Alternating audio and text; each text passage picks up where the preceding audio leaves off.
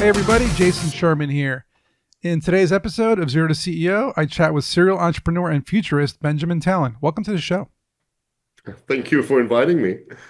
Everyone that knows me knows I love the future also. I'm kind of futurist myself. So today we're talking about the future of strategy and management with data and insights. Everyone also knows that I'm a data-driven entrepreneur, so I love data analysis and making sure your decisions are based on data. What are your feelings on using your gut to make decisions versus data? Because this is a big thing that I talk about with people. I guess that is kind of like our common pain point. I mean, gut feeling is definitely important, and we all need that, and we all need the experience. But most of the times, we also need to realize that the gut is actually something based on a past experience, and that can mislead us. And data is actually very neutral. Of course, you can also have biased data. You can have biased data sets behind it, but if you do it right, data can actually give you a very neutral viewpoint. And I guess if you combine both, that you actually get the right feeling for the right data and vice versa, that can really make a big impact. It makes a lot of sense. You know, I always like to tell people if the data is not biased, if it's true, raw data, it doesn't lie, right? But your gut is based on like emotions and, like you said, experiences, and it can kind of bring you down the wrong path. So let's talk about how data driven insights are transforming management, right? And this is kind of like a big thing that people need to learn. And maybe I'm wrong here, but I don't think a lot of people use data. I think they just think they know everything. So let's talk about how like managing companies, consulting industry, it's broken, and how data can kind of fix it. Yeah, well, that's actually like the main theme what I'm doing for the last few years because I was always frustrated that most people never use data. For them, it's kind of like a nice feature. It's kind of like, yeah, there is some management slide in page 50. We have some graph. I don't understand it, but it doesn't matter because I have 15 years or 20 years of experience in the industry. So I guess this is also a cultural thing that people were always being measured on, you need to be good at your job, and that's why we choose you. So that is actually why they have a feeling of, I need to be good. And if I trust on data and everybody else can actually read the data, then I have no mode to defend. So it's pretty much like also taking away their status in a way. So the big changes there for me at least, and I guess we go the same direction here from what I read about you, Yeah, is that's a this great point, by the cultural. way. That's a great So point that you made right there. You said that it takes away from their skills and their experience and like their standing and like being in the position they're in. And I think it's like data almost feels like a threat to them, right? It's like, well, if you're using the data to make decisions, then why do you need me? No, you need me. I'm the one with the experience. And I think you're onto something here. I haven't thought of that before. That's a great point. So let's talk about people in a position of power, right? You know, CEOs, COOs, CTOs, CMOs, or business development or investors. Just because you had success in the past doesn't mean you're going to have success in the future using decades old, you know, strategies and methods if data is really going to give you the right results. So now that data driven management is really accessible to everybody, how can we try to get these people to understand how to use it effectively and how it can help them make better decisions? I guess one of the biggest hurdles, and you spoke about it now, really good actually. People are frightened by the idea that they can be proven wrong by data. And that is what I actually see, especially also from a consulting world. There's kind of like a love-hate relationship in consulting world. First of all, when you can make money with it, it's great data. But if the data can actually almost replace you in some ways, it's actually very bad data. It's very biased Of data and course. whatever. So it's that's why I say it's a love-hate relationship what some people have, and it's not just the consulting industry; it's also top management. As Right. we said, people are frightened that they are gonna be obliterated from their position because somebody makes actually a decision without them knowing it or without the data proving them right. So it's always the data that is wrong and they are right. So it's a clash of experience. It's a clash of pretty much like a status symbol of experience, because the problem there is, I mean, we know it from data. You cannot predict the future if you know the past. Yes, there is predictive analytics, but it's actually not really right? Yeah. Because just look at the banking industry. The last 30 years of banking have been totally Oof. different than the next 20 years. So if you take the past, it's the same as having faster horses. You cannot predict the future when you look at the paces of horses. So nobody could actually see the data for cars. That's a So great we point need because to, you're right. You can look at like the history of horse racing or cryptocurrency or banking or stocks and make some kind of trend analytics and like where's the historical movement going. But then something happens in the market and everything crashes. That's not part of the chart, right? So yeah, you can't always analyze everything to the T. But what you can do is you can utilize data in a way that maybe helps you find gaps in the market, right? Or opportunities that you didn't see, which happens to me in all my startups. I always like, wow, the data shows that this type of customer wants our product versus this one that we thought was the right one. No. It's this one over here and we weren't targeting them. So talk a little bit about uncovering hidden gaps and opportunities using data and diagnostics analytics and things like that. yeah, pretty much that's what I'm doing at the moment. So the Hmm. problem is always, I mean, people are very bad at actually understanding complex systems, and that's where machines are great. So we have the intuition to actually do something like you said with your startup, but we are very bad at complex systems. For example, if you want to analyze what the current status of a company is, yes, we can maybe do it if we have a process background. We look in the process scheme, right? But we are not looking at the rest of the picture. So that's actually where it's super helpful to use data and also to use some analytics. And that's actually also what kept me awake for 5 years now to actually find a solution to find gaps within companies. And it's actually not so straightforward. And we actually identified the minimum 1,400 dimensions in a company. So Wow. just imagine that is That's a not lot. something that we can comprehend as a person. So there the machine can help you to do that. But actually, if you get then the analytics being done and you have 1,400 dimensions being brought in some scheme, then it's up to you that you say like, hey, for me, this is important. It's like with your startup and the customer, right? Hey, let's look at this because that is from my experience something that I can tell. But till then, the data and the analytics can help you to uncover what you don't normally see because you don't Right. think about it. It's a priority. It's not in your thinking at the moment. So the you know people you know get what's you confused. know what's a great example of that. You brought up the customers and not seeing the data that really helps you understand where to make your decisions is features, right? You think that you have to build certain features in your business because that's what you think the market wants. But then when you start getting that data in where customers are asking for certain features or you notice they're struggling in your platform or your product in a certain point and you're like, well, this is friction, right? It's causing friction.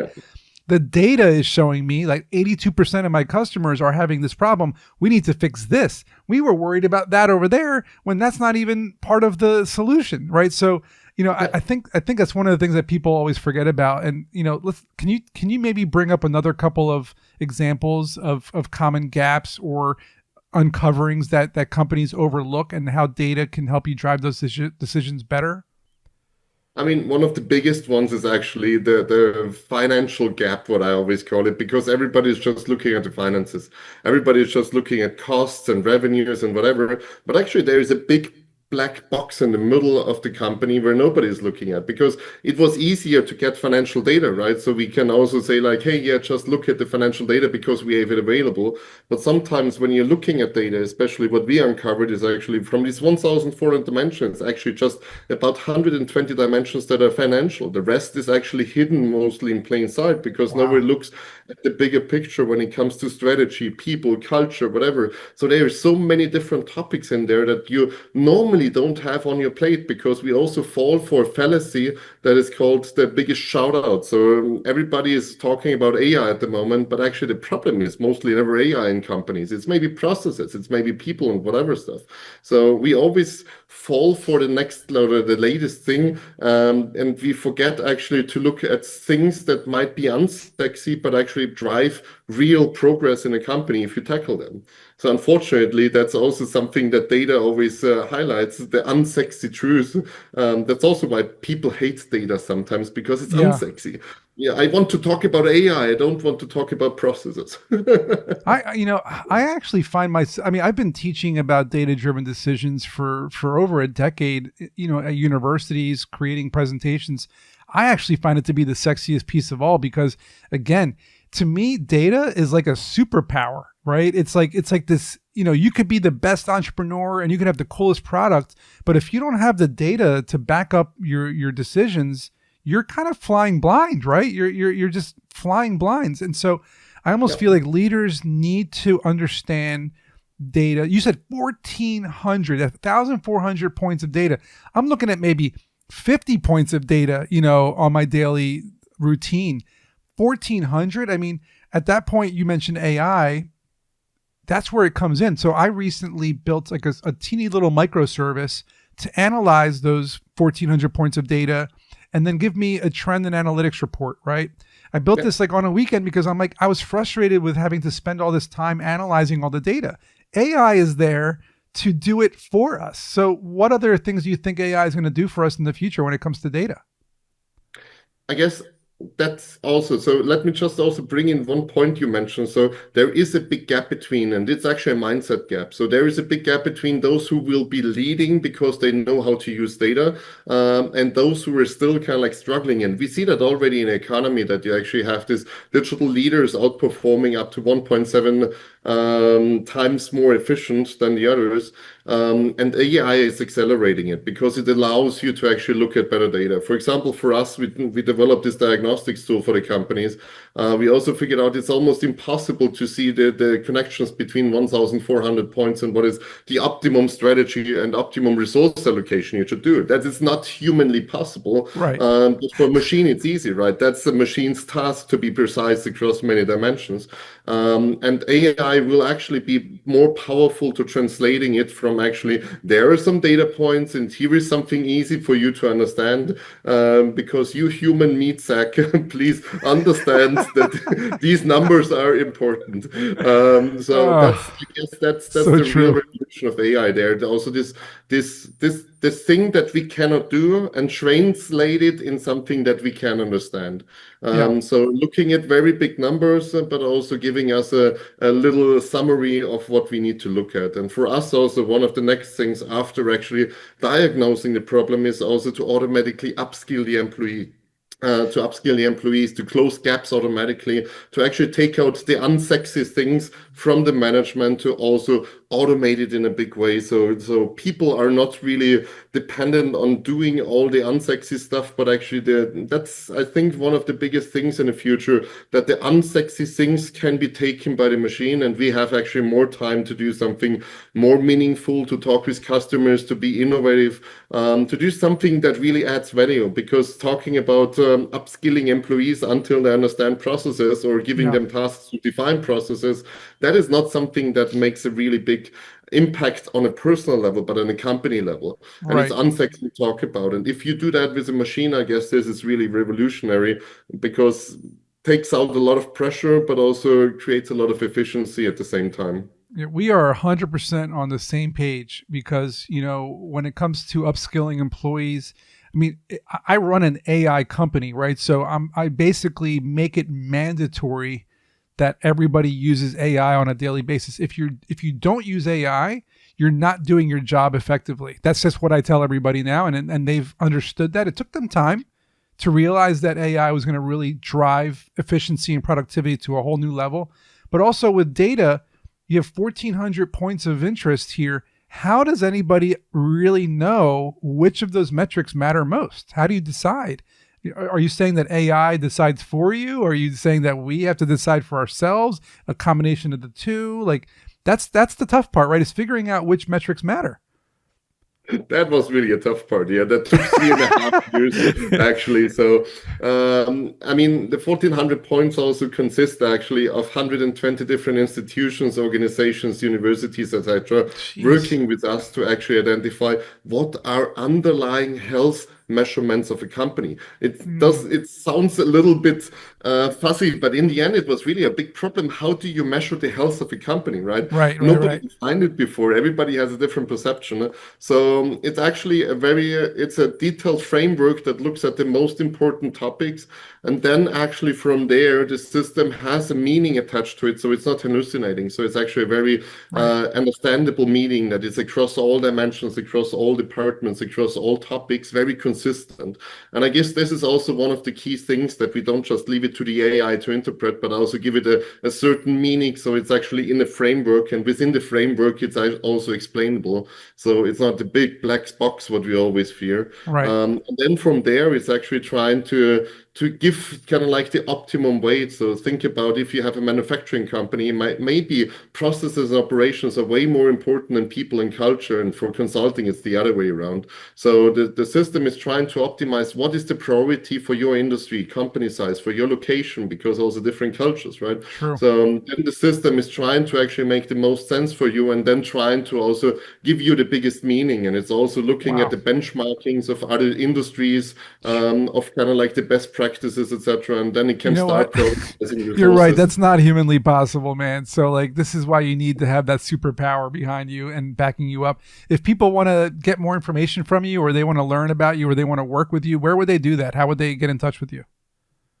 Pretty much LinkedIn is always a great example of contacting me, but also just look at the website. We have this diagnostics platform is moderndigital.info, Modern Digital Insights, and we also have a publication platform. If somebody wants to get free knowledge, that's moderndigital.info. So we have a Awesome. lot of things online. So we are actually one of the biggest business publications in the world. So Oh, get wow. free knowledge there.